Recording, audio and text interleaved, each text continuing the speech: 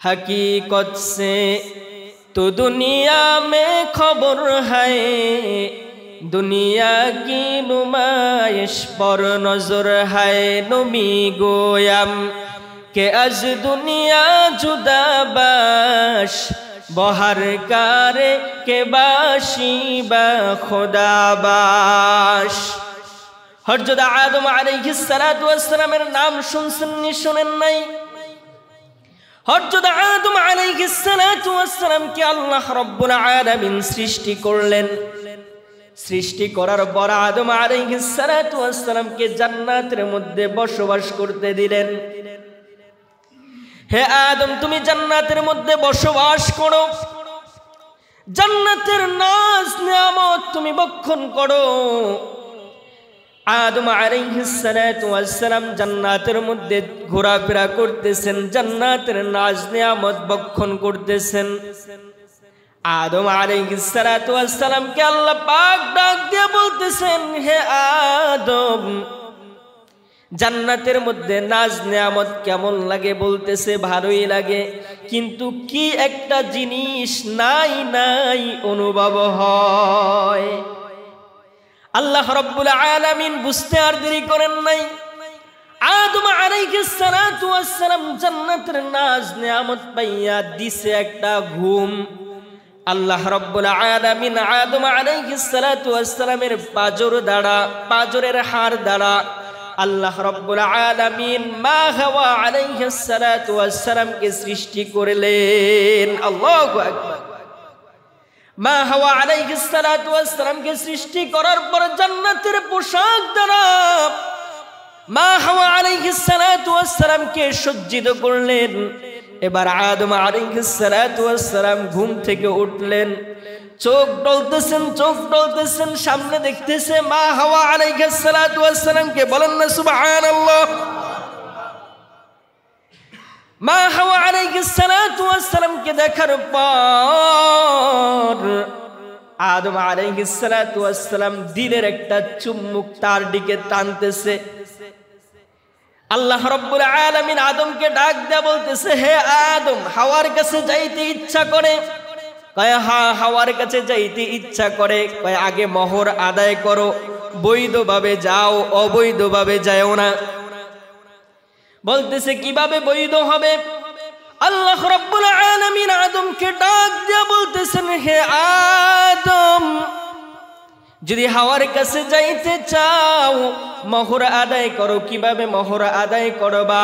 আমার বন্ধু আমার হাবিবের শানে 4 বার অথবা 10 বার দুরূদ পাঠ করে নাও, মোহর তোমার আদায় হয়ে যাবে।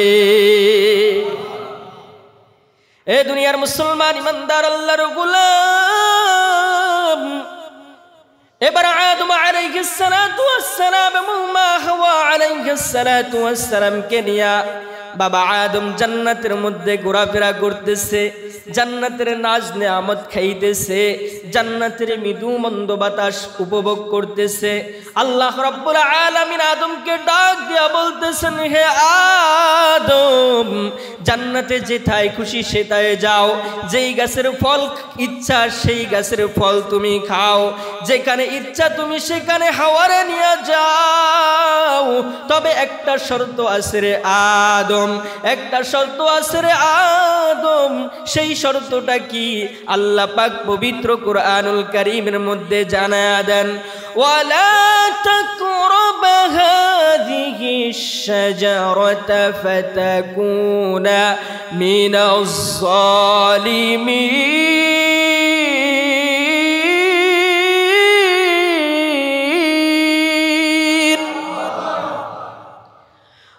আল্লাহ রাব্বুল আলামিন আদম আলাইহিসসালাতু ওয়াসসালামকে ডাক দিয়ে বলতেছেন, হে আদম, জান্নাতের মধ্যে যেটাই খুশি সেটাই যাও, কিন্তু ওয়ালা তাকরাবা হাযিহিশ শাজারাতা, ওই যে একটা জান্নাতের মধ্যে গাছ দেখা যায়, ফল গাছ দেখা যায়, ওই ফল গাছের কিনারেও আদম তুমি যাইবা না, ফল গাছের ছায়ার নিচেও যাইবা না। যদি আদম তুমি ওই ফল গাছের কিনারায় যাও অথবা ওই ফল তুমি ভক্ষণ করো, তাহলে তুমি জালেমের অন্তর্ভুক্ত হয়ে যাইবা। এই কথা মিস্টার ইবলিস জানতো। ইবলিস যখন জানতো এবার আদম আলাইহিস সালাতু ওয়াস সালাম মা হাওয়া আলাইহিস সালাতু ওয়াস সালামকে কিভাবে ধোঁকা দেওয়া যায়, নফসের মধ্যে কিভাবে ধোঁকা দেওয়া যায়, সে ঘুরতেছে জান্নাতের দরওয়াজায় আয়েশা আদমকে ডাক দিয়া বলতেছেন, হে আদম, হে হাওয়া, আল্লাহ রাব্বুল আলামিন তোমাদেরকে বলেছেন এই গাছের কিনারায়ও যেও না, যদি যাও তাহলে এর পিছনে একটা কারণ আছে, যদি এই গাছের ফল তুমি খাও তাহলে জান্নাত থেকে তোমাদেরকে বের হতে হবে না, তোমরা চিরদিন জান্নাতের মধ্যে বসবাস করতে পারবা। যখন এই প্রচলনা দিল, নফসের মধ্যে এই প্রচলনা দিল, এবার আদম আলাইহিস সালাতু ওয়াস সালাম ও মা হাওয়া আলাইহাস সালাতু ওয়াস সালাম ওই নিষিদ্ধ গাছের ফল তারা ভক্ষণ করে ফেলে। সাথে সাথে আদম আলাইহিস সালাতু ওয়াস সালাম এবং মা হাওয়া আলাইহাস সালাতু ওয়াস সালামের জান্নাতি পোশাক খুলে যায়। জিব্রাইলকে ডাক দিয়ে বলতেছেন, হে জিব্রাইল, জান্নাতি পোশাক খুলে গেল, আমাদের লজ্জা ঢাকার ব্যবস্থা করে দাও। জিব্রাইল ডাক দিয়া বলতেছেন, হে আদম, জান্নাতের যেই পাতাগুলো আছে গাছের পাতা দিয়া তোমার লজ্জা স্থান ডেকে নাও। বাবা আদম আলাইহিস সালাতু ওয়াস সালাম তিনটা পাতার দ্বারা লজ্জা স্থান ডাকলেন। মা হাওয়া আলাইহিস সালাতু ওয়াস সালাম পাঁচটা পাতার দ্বারা তার লজ্জা স্থান ডাকলেন।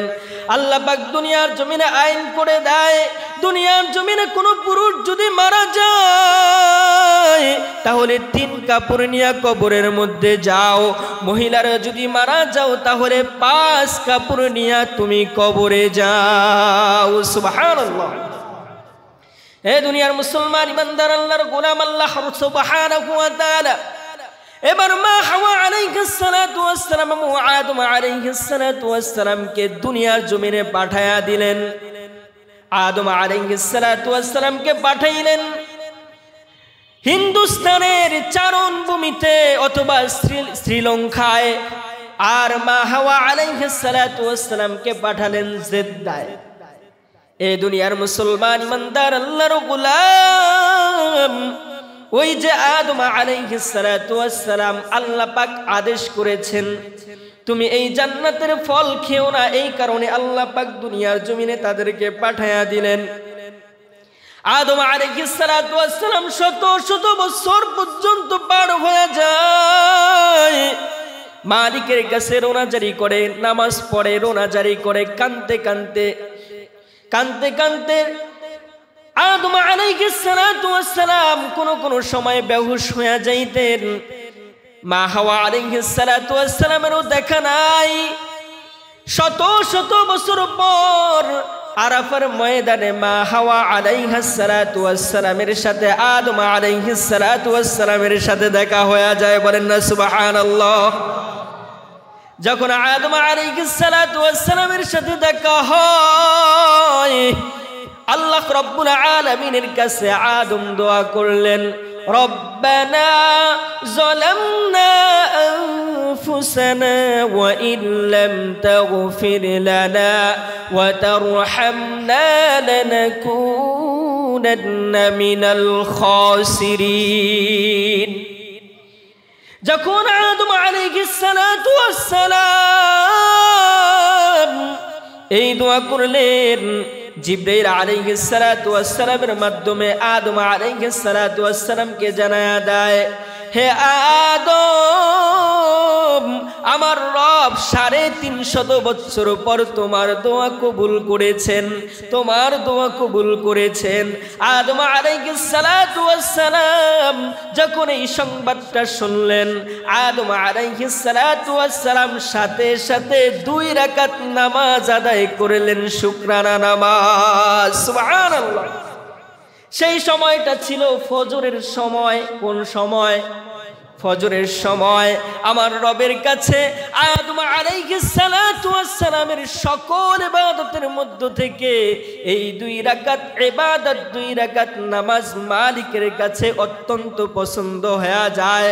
আল্লাহ রাব্বুল আলামিন তার হাবিবকে ডাক দিয়া, তার হাবিবকে তার কাছে ডাক দিয়া এই আদম আলাইহিস সালাতু ওয়াস সালামের 2 রাকাত নামাজ উম্মতে মুহাম্মাদের জন্য আমার আল্লাহ পাক ফরজ করে দেন।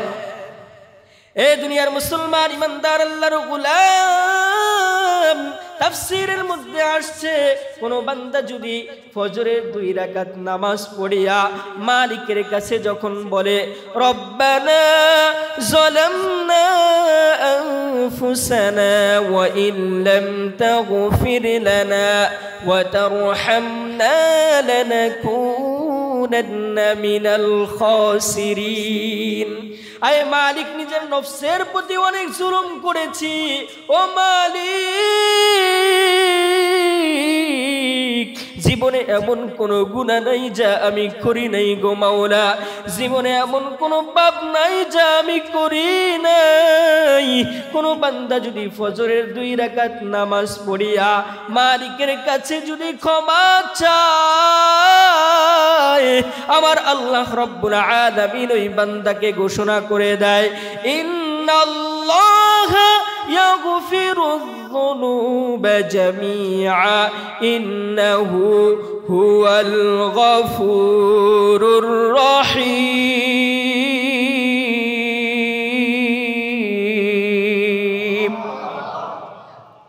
আল্লাহ রব্বুল আলামিন ওই বান্দাকে জানায় দেন ইন্নাল্লাহা ইয়াগফিরুয যুনুবা জামিআ, ও বান্দা 2 রাকাত নামাজ পড়িয়া আমার কাছে যদি ক্ষমা চাও, আমি আল্লাহ রব্বুল আলামিন তোমার জিন্দেগীর সমস্ত গুনাহ আমি আল্লাহ মাফ করে দিব। দেখছেন নামাজ কোত্থেকে এসেছে, কোত্থেকে ইবাদত এসেছে। এবার আসেন জোহরের সালাত, তাফসীরের কিতাবের মধ্যে আসছে জোহরের সালাত 4 রাকাত কেন? আমাদের অনেকের মনে প্রশ্ন আছে না নাই? আমরা এই খবর অনেকেই জানি না। হযরত ইব্রাহিম আলাইহিস সালাতু ওয়াস সালাম বৃদ্ধ বয়স হয়ে গেছে, কোনো সন্তান নাই। বৃদ্ধ বয়স হয়ে গেছে, কোনো সন্তান নাই। আল্লাহ পাকের কাছে দোয়া করলেন রব্বি হাবলি মিনাস সালিহিন, ও দয়ার মালিক আমাকে একটা নেককার সন্তানের ব্যবস্থা করে দাও, আমাকে একটা নেককার সন্তানের ব্যবস্থা করে দাও। আল্লাহ রব্বুল আলামিন ইব্রাহিম আলাইহিস সালাতু ওয়াস সালামকে নেককার সন্তানের সুসংবাদ দিয়া দিলেন। বিবি হাজেরার গর্ভে ইসমাঈল আলাইহিস সালাতু ওয়াস সালাম চলে আসলো। ইসমাঈল আলাইহিস সালাতু ওয়াস সালাম দুনিয়ার জমিনে ভূমিষ্ঠ হওয়ার পর এবার ইব্রাহিম আলাইহিস সালাতু ওয়াস সালাম আল্লাহ পাক একের পর এক পরীক্ষা করা শুরু করলেন। এবার ইব্রাহিমকে ডাক দিয়ে বলতেছেন, হে ইব্রাহিম, তোমার প্রিয় বস্তু ইসমাঈল এবং বিবি হাজরাকে দুদু মরুভূমির মধ্যে রাইখা আসো। আল্লাহ রব্বুল আলামিনের এই অর্ডার পাইয়া ইব্রাহিম আলাইহিস সালাতু ওয়াস সালাম তার সন্তান, তার প্রিয়তমা স্ত্রী হাজরাকে সেই মরুভূমিতে রাইখা আসলো, যেই জায়গায় বর্তমানে বাইতুল্লাহ, ওই জায়গায় ইসমাঈল এবং বিবি হাজরাকে ইব্রাহিম আলাইহিস সালাতু ওয়াস সালাম রাইখা চইলা আসলো। ওখানে ইব্রাহিম আলাইহিস সালাতু ওয়াস সালাম মালিকের কাছে দোয়া করলেন, হে মালিক, তোমার এই বান্দা বান্দিকে আমি এখানে রাইখা গেলাম, এখানে পানির ব্যবস্থা করে দিও, খাবারের ব্যবস্থা করে দিও।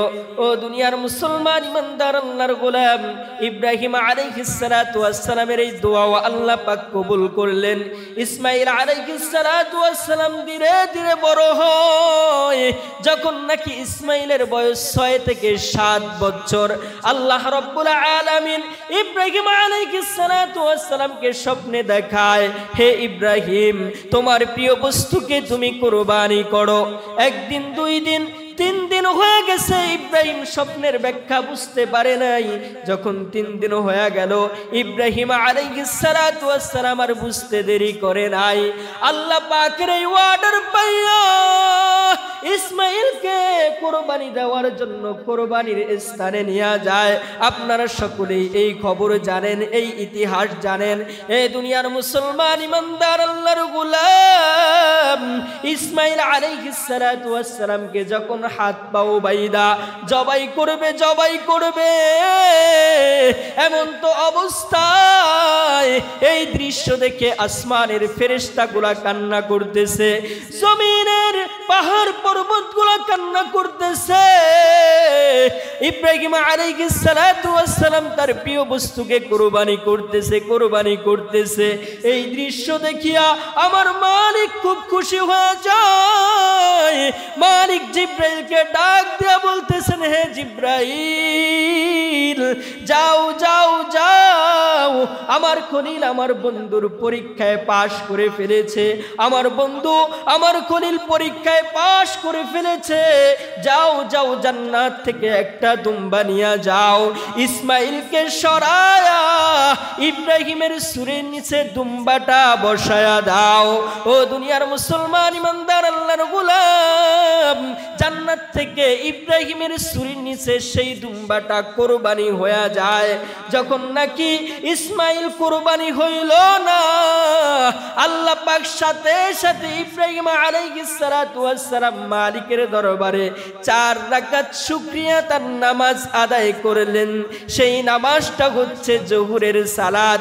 যেই সময় এই শুকরিয়া তার নামাজ আদায় করেছিল সেই সময়টা ছিল জোহরের সময়। বলেন না সুবহানাল্লাহ। আল্লাহ আমাকে ডাইকা নিয়া বলতেছেন, হে মুহাম্মদ আমার এই বন্ধুর নামাজখানা আমার কাছে সবচাইতে পছন্দ হয়ে গেছে। যাও আমি ইব্রাহিমের এই 4 রাকাত নামাজখানা তোমার উম্মতের জন্য আমি আল্লাহ ফরজ করে দিলাম। এবার আসেন আসরের সালাত। ইউনুস আলাইহিস সালাতু ওয়াস সালামের নাম শুনছেন নি শোনেন নাই? ইউনুস আলাইহিস সালাতু ওয়াস সালামের ঘটনা আপনারা অনেকেই জানেন। ইউনুস আলাইহিস সালাতু ওয়াস সালাম তার কওম ছাইরা অন্য দেশে চইলা যাইতেছে। নৌকার মধ্যে যখন উঠলেন নৌকা আর চলে না। এবার ইউনুস আলাইহিস সালাতু ওয়াস সালামকে নদীতে পড়তে হবে। নদীতে যখন ইউনুস আলাইহিস সালাতু ওয়াস সালাম পড়ে গেলেন, নদীতে যখন তিনি লাফ দিলেন সাথে সাথে একটা মাছ আইসা গিলা ফেললো। আপনারা এই ঘটনা আপনারা সকলেই জানেন কি জানেন না? ইউনুস আলাইহিস সালাতু ওয়াস সালাম যখন মাছের পেটে যায়, তাফসীরের কিতাবের মধ্যে পেয়েছি যেই মাছটা ইউনুস আলাইহিস সালাতু ওয়াস সালামকে খাইলো, ওই মাছটাকে আরেকটা মাছ আবার গিলে ফেললো। ওই মাছটা ইউনুস আলাইহিস সালাতু ওয়াস সালামকে খাওয়ার পর একদম সাগরের তলদেশে চলে যায়। এক তো সাগরের অন্ধকার, আর কত মাছের পেটের অন্ধকার। ইউনুস আলাইহিস সালাতু ওয়াস সালাম অন্ধকারের মধ্যে পইরা যায় আর চিন্তা করতেছে, আমি তো মালিকের সাথে জুলুম করে ফেলেছি, আমি তো আমার রবের সাথে জুলুম করে ফেলেছি।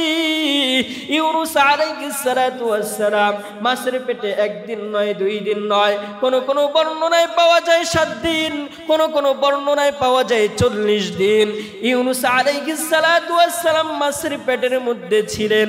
থাকার পর আল্লাহর সুবহানাহু ওয়া তাআলার কাছে ইউনুস আলাইহিস সালাতু ওয়াস সালাম মালিকের কাছে দোয়া করলেন, লা ইলাহা ইল্লা আনতা সুবহানাকা ইন্নী কুনতু মিনাজ জালিমিন। আল্লাহু আকবার।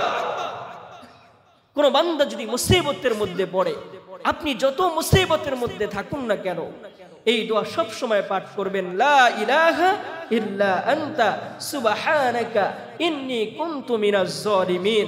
আপনি যত মুসিবতের মধ্যে থাকেন না কেন, আল্লাহ রাব্বুল আলামিন ওই মুসিবত থেকে হেফাজত করবেন। যিনি তিনি কে? এ দুনিয়ার মুসলমান ইমানদার আল্লাহর গোলাম, যখন নাকি ইউনূস আলাইহিস সালাতু ওয়াস সালাম এই দোয়া করলেন, সাথে সাথে আমার মালিক ইউনূস আলাইহিস সালাতু ওয়াস সালামের দোয়া কবুল করে নিলেন। আল্লাহ রাব্বুল আলামিন ইউনূস আলাইহিস সালাতু ওয়াস সালামকে মাছের পেটের থেকে যখন মুক্তি দেয়, সেই সময়টা ছিল আসরের সময়। ওই সময় ইউনূস আলাইহিস সালাতু ওয়াস সালাম মালিকের কাছে 4 রাকাত শুকরিয়াতার নামাজ আদায় করেছেন। কয় রাকাত? 4 রাকাত শুকরিয়াতার নামাজ আদায় করেছেন। আসরের যে সময়টা ছিল ওই সময়ের মধ্যে আল্লাহ রাব্বুল আলামিন মুহাম্মদকে তার কাছে ডাইকা নিয়া এই আসরের 4 রাকাত নামাজ উম্মতে মুহাম্মাদির জন্য ফরজ করে দেন। সুবহানাল্লাহ। এবার আসেন মাগরিবের নামাজ। ইয়াকুব আলাইহিস সালাতু ওয়াস সালাম এবং ইউসুফ আলাইহিস সালাতু ওয়াস সালামের নাম শুনছেন নি শোনেন নাই? ইয়াকুব আলাইহিস সালাতু ওয়াস সালাম তার সন্তান ইউসুফ আলাইহিস সালাতু ওয়াস সালামকে যখন তার ভাইয়েরা, তার সৎ ভাইয়েরা যখন কূপের মধ্যে ফালায়, কূপের মধ্যে ফালানোর পর কিছু ব্যবসায়ী লোক ওই কূপ থেকে উঠায়া মিশরের জমিনে আজিজে মিশরের কাছে বিক্রি কইরা দেয়। আমি সংক্ষিপ্ত আকারে বলতেছি, লম্বা ইতিহাস কোরআনের মধ্যে আসছে। এই দুনিয়ার মুসলমান ইমানদার আল্লাহর গোলাম একটা পর্যায়ে ইউসুফ আলাইহিস সালাতু ওয়াস সালাম মিশরের জমিনে খাদ্যমন্ত্রী হয়ে যায়। বলেন না সুবহানাল্লাহ। খাদ্যমন্ত্রী হওয়ার পর একটা পর্যায়ে যখন দুর্ভিক্ষ দেখা দিল, ইয়ামানের জমিনে দুর্ভিক্ষ, মিশরের জমিনে দুর্ভিক্ষ, মিশরের জমিনে কিছু খাবার মজুদ করে রেখেছিল তৎকালীন সময়। ইয়ামান থেকে ওই যে 10 ভাই, যেই 10 ভাই ইউসুফ আলাইহিস সালাতু ওয়াস সালামকে কূপের মধ্যে ফালায়া দিল, ওই 10 ভাই মিশরের জমিনে আইসা ইউসুফ আলাইহিস সালাতু ওয়াস সালামের কাছ থেকে খাদ্য নিয়ে যায়, খাবার নিয়ে যায়। আবার যখন খাবার নিতে আসলো তাদেরকে বলে দিল, আমার একটা ভাই ছিল ইয়ামিন, ওই ইয়ামিনকে সাথে নিয়ে আসবা, যদি না আসো তাহলে তোমাদেরকে আবার পরে খাবার দেওয়া হবে না। এ দুনিয়ার মুসলমান ইমানদার আল্লাহর গোলাম পরবর্তী যখন তার ভাইকে ইয়ামিনকে নিয়ে আসলো, আসার পর ভাই ভাইয়ের সাথে পরিচয় হয়ে যায়। ভাই ভাইকে ডাক দেখে, ও ভাই আমার বাবা তোমার বিরহে কান্না করতে করতে তার চোখ অন্ধ হয়ে যায়, তার চোখ অন্ধ হয়ে যায়। ইউসুফ আলাইহিস সালাতু ওয়াস সালাম তার গায়ের একটা জামা ইয়ামিনকে দিয়া বলতেছেন, হে ভাই ইয়ামিন যাও যাও যাও, আমার বাবার চোখের উপরে এই জামাটা ধরবা, ধরার সাথে সাথে আমার বাবার চোখ ভালো হয়ে যাবে।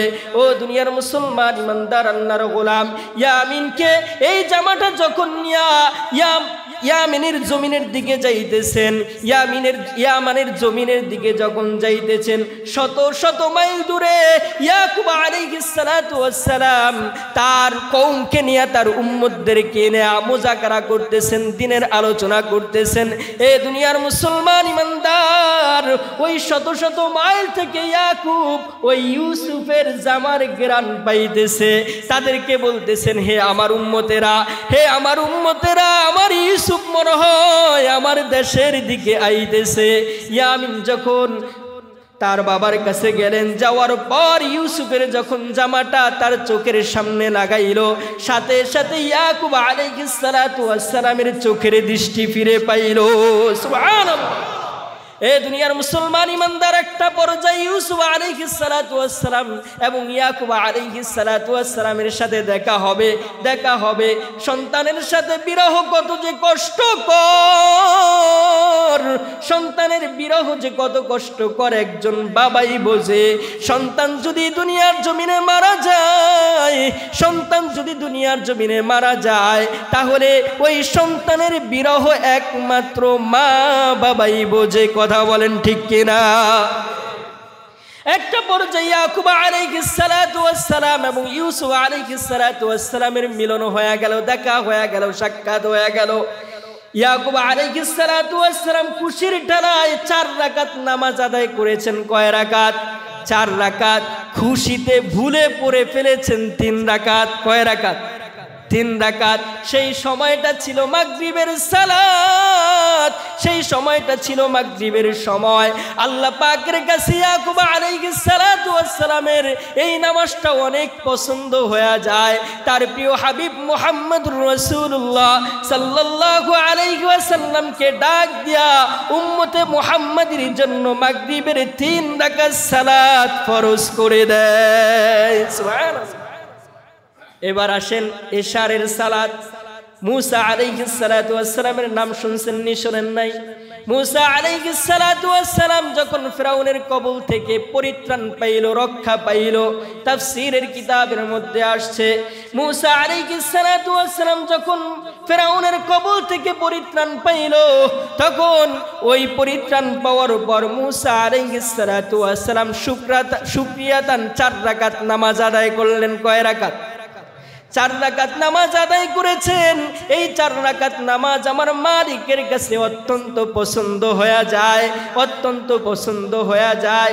এই 4 রাকাত নামাজ উম্মতে মুহাম্মাদের জন্য ফরজ করে দেন। সুবহানাল্লাহ। দেখছেন নামাজ কোত্থেকে এসেছে? এই হচ্ছে আপনার আমার নামাজ। আল্লাহর হাবিব সাল্লাল্লাহু আলাইহি ওয়াসাল্লাম বলেন, এই 5 ওয়াক্ত সালাতের সাথে বান্দার কর্মের কাজের সাথে তার শরীরের সাথে অনেক সম্পর্ক আছে। কথা বলেন ঠিক কিনা? এই বান্দা যদি 5 ওয়াক্ত নামাজ আদায় করে, আল্লাহ রাব্বুল আলামিন যত মুসিবতের মধ্যে থাকুক না কেন, আল্লাহ পাক ওই বান্দাকে ওই মুসিবত থেকে হেফাজত করবেন। তিনি কে? এই জন্য আল্লাহ রাব্বুল আলামিন পবিত্র কুরআনুল কারীমের মধ্যে জানান,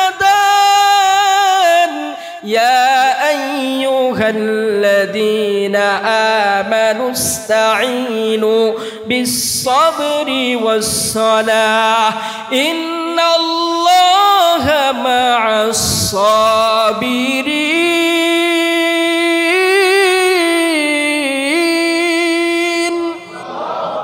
আল্লাহ রাব্বুল আলামিন জানায় দেন, হে ঈমানদারেরা, তোমরা আমার কাছে সাহায্য চাও। কিভাবে সাহায্য চাইবা? আমানুস্তাঈনু বিস-সাবরি ওয়াস-সালাহ, তোমরা ধৈর্য এবং সালাতের মাধ্যমে, নামাজের মাধ্যমে আমার কাছে সাহায্য চাও। ও দুনিয়ার মুসলমান, তুমি যেই মুসিবতের মধ্যেই থাকো না কেন, 2 রাকাত নামাজ পড়িয়া, 5 ওয়াক্ত নামাজ পড়িয়া মালিকের কাছে সাহায্য চাও। আমার আল্লাহ রব্বুল আলামিন তুমি যা চাইবা আমার রব তোমাকে তাই দান করে দিবেন। সুবহানাল্লাহ। এই জন্য আমরা 5 ওয়াক্ত সালাত পড়বো ইনশাআল্লাহ। আল্লাহ রব্বুল আলামিন এই 5 ওয়াক্ত সালাত জামাতের সাথে আদায় করার তৌফিক দান করেন। আমিন। ওয়া আখির দাওয়ানা আনিল হামদুলিল্লাহি রাব্বিল আলামিন। অনেকে দোয়া চেয়েছেন, আমার অনেক মুসল্লি ভাই দোয়া চেয়েছেন, নাম জানি না। আল্লাহ রাব্বুল আলামিন যে ভাই যে নিয়তে দোয়া চেয়েছেন, আল্লাহ রাব্বুল আলামিন প্রত্যেকের মনের নেক বাসনাকে কবুল করে নেন। সকলে বলি আমিন। এবং আমাদের মাহবুব ভাই, আমার চাচাতো ভাই, তার বাবা আমার চাচা যান অসুস্থ, অনেক বড় অসুস্থের মধ্যে আছেন। আল্লাহ রাব্বুল আলামিন তার বাবাকে যেন, আমার এই চাচা জানকে যেন পরিপূর্ণ সুস্থতার নেয়ামত দান করে দেন। সকলে বলি আমিন। শেফায়ে আজিলা, শেফায়ে কামিলা দায়মান নসিব করে দেন। আমরা সকলেই দুরূদ শরীফ পড়ি। আল্লাহুম্মা সাল্লি আলা মুহাম্মাদিন ওয়া আলা আলি মুহাম্মাদ কামা সাল্লাইতা আলা ইব্রাহিম ওয়া আলা আলি ইব্রাহিম إنك حميد مجيد اللهم بارك على محمد وعلى آل محمد كما باركت على إبراهيم وعلى آل إبراهيم إنك حميد مجيد اللهم آمين ربنا ظلمنا أنفسنا وإن لم تغفر لنا وترحمنا لنكونن من الخاسرين يا أرحم الراحمين يا أرحم الراحمين ও দয়ার মালিক আমার আল্লাহ, আপনি আপনার কুদরতি নজর দিয়া তাকে দেখেন গো মালিক। মাহে রজব মাসের সর্বশেষ জুমা গো আল্লাহ, জীবনে কত গুনাহ করলাম, কত পাপ করলাম মাওলা গো, এই পাপের অনুশোচনা করার জন্য তোমার ঘরে আসলাম গো মাওলা। মাওলা গো, তুমি যদি মাফ না করো আল্লাহ, আমাদের মরণে উপায় নাই, কবরে কি উপায় হবে আল্লাহ জানা নাই। মাওলা গো, আমাদের জিন্দেগির সমস্ত গুনাহগুলো তুমি মাফ করে দাও গো আল্লাহ। যদি মাফ না করো গো মালিক, ওই কবরের আযাব আমরা সহ্য করতে পারবো না, জাহান্নামের আগুনও আমরা সহ্য করতে পারবো না। যদি গুনাহ নিয়ে মৃত্যুর শয্যায় সজ্জিত হয়ে যায়, ওই মৃত্যুর সময় মৃত্যুর যন্ত্রণা অনেক কঠিন দায়ক হয়ে যাবে গো মালিক। তোমার নাম না রহমান, তোমার নাম না রহিম, তোমার নাম না গফফার, তোমার নাম না সত্তার। ও দয়ার মালিক, তোমার রহমান রহিমের নামকে জরিয়া করে আমাদের জিন্দেগির ছোট বড় সকল গুনাহগুলো মাফ করে দাও ইয়া রব্বাল আলামিন। তোমার খাঁটি গোলাম হিসেবে কবুল করে নাও, ঈমান ওয়ালা আমল ওয়ালা জিন্দেগি নসিব করে দাও, পাঁচ ওয়াক্ত নামাজি ওয়ালা বানায়া দাও, মুত্তাকি হওয়ার তৌফিক দিয়া দাও গো আল্লাহ ইয়া রব্বাল আলামিন। আমরা যারা এই হাত তুললাম, আমাদের অনেকের জনম দুঃখী মা নাই, অনেকের বাবা দুনিয়ার জমিনে বাইচা নাই। আজকে জুমার দিন মার কথা মনে পড়ে যায়, বাবার কথা মনে পড়ে যায়। যেই মা 10 মাস 10 দিন তার গর্ভে আমাকে লালন করেছে গো আল্লাহ, নিজে না খেয়ে আমার মুখে খাবার তুলে দিছে। আয় আল্লাহ, শীতের সময় আমি যখন বিছানায় প্রস্রাব করে দিতাম, মা ডান পাশ থেকে বাম পাশে নিয়ে আসতো, আবার বাম পাশে যখন প্রস্রাব করে দিতাম, ওই মা প্রস্রাবের মধ্যে না রাখিয়া তার বুকের মধ্যে ঘুম পাড়াইতো গো মালিক। ও দয়ার মালিক, আজকে তো আমরা সুন্দর বিছানায় ঘুমাই, আজকে তো আমরা দামি খাটিয়ায় ঘুমাই, আর ওই মা বাবা অন্ধকার কবরের মধ্যে কোনো বিছানা নাই, কোনো খাট নাই, কোনো দরওয়াজা নাই, কোনো জানালা নাই, শুধু অন্ধকার আর অন্ধকার। মাওলা গো, ওই মা বাবা কেমন আছে জানা নাই। ও দয়ার মালিক, তুমি তোমার খবর জানো, বাবার খবর জানো গো আল্লাহ। আজকের দোয়ার খাতিরে তুমি মা বাবার মাফ করে দাও, মা বাবার কবরটাকে জান্নাতের টুকরা বানায়া দাও ইয়া রব্বাল আলামিন। যাদের মা বাবা অসুস্থ, মা বাবাকে পরিপূর্ণ সুস্থতার নিয়ামত দিয়া দাও ইয়া রব্বাল আলামিন। মা বাবাকে নেক হায়াত নসিব করে দাও। মাহবুব ভাই তার বাবার জন্য দোয়া চেয়েছেন, মার জন্য দোয়া চেয়েছেন। আয় আল্লাহ, তার মা বাবারে পরিপূর্ণ সুস্থতার নিয়ামত দিয়া দাও, শেফায়ে আজলা শেফায়ে কামিলা দায়েমা নসিব করে দাও গো আল্লাহ ইয়া রব্বাল আলামিন। আয় আল্লাহ, আমাদেরকেও পরিপূর্ণ সুস্থতার সাথে নেক হায়াত নসিব করে দাও ইয়া রব্বাল আলামিন। আয় আল্লাহ, দুনিয়ার জমিনে কয়দিন বাঁচবো জানা নাই, কিন্তু যেই কয়দিন বেশি মালিক আমাদের গুনাহের কারণে আমাদেরকে জবান দিয়েছেন বোবা বানায় দিয়েন না, কান দিয়েছেন বধির বানায় দিয়েন না, চোখ দিয়েছেন আন্ধা বানায় দিয়েন না। ও দয়ার মালিক এত সুন্দর বিবেক দিয়েছেন পাগল বানায় দিয়েন না। হাত পাও দিয়েছেন, হাত পায়ের গুনাহের কারণে মালিক আতুরুলা বানায় দিয়েন না। ইয়া রব্বাল আলামিন, ইয়া আল্লাহ, আমাদেরকে যেদিনতে মরণ দিবেন গো মালিক, আমাদেরকে ঈমানি হাতে মরণ দিয়েন গো আল্লাহ। ইয়া রব্বাল আলামিন, এই মসজিদ খানাকে আপনি কিয়ামত পর্যন্ত কবুল করে নেন। মসজিদে যারা টাকা দিয়া, পয়সা দিয়া, শ্রম দিয়া তোমার ঘরটাকে সুন্দরভাবে আগায় নিয়ে যায়, ইয়া রব্বাল আলামিন মরণ দিয়েন গো আল্লাহ। ইয়া রব্বাল আলামিন, এই মসজিদ খানাকে আপনি কিয়ামত পর্যন্ত কবুল করে নেন। মসজিদে যারা টাকা দিয়া, পয়সা দিয়া, শ্রম দিয়া তোমার ঘরটাকে সুন্দরভাবে আগায় নিয়ে যায়, ইয়া